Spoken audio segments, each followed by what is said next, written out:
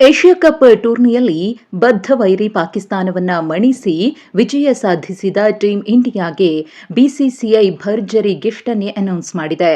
ಹೌದು, Asia cup ಟೂರ್ನಿಯಲ್ಲಿ ಪಾಕಿಸ್ತಾನವನ್ನ 3 ಬಾರಿ ಎದುರಿಸಿದ ಭಾರತ 3 ಪಂದ್ಯಗಳಲ್ಲೂ ಕೂಡ ಪ್ರಾಬಲ್ಯವನ್ನ ಸಾಧಿಸಿ ಪಾಕಿಸ್ತಾನಕ್ಕೆ ಮಣ್ಣು ಮುಕ್ಕಿಸಿದೆ.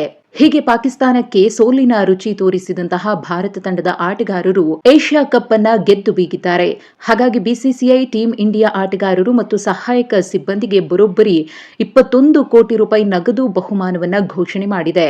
ಇದು ಏಷ್ಯಾ ಕಪ್ ಆಯೋಜಕರಾದ ಏಷ್ಯನ್ ಕ್ರಿಕೆಟ್ ಕೌನ್ಸಿಲ್ನಿಂದ ಚಾಂಪಿಯನ್ ತಂಡಕ್ಕೆ ಸಿಗುವ ಮೊತ್ತಕ್ಕಿಂತ ಶೇಕಡ 10 ಪಟ್ಟು ಹೆಚ್ಚಾಗಿದೆ.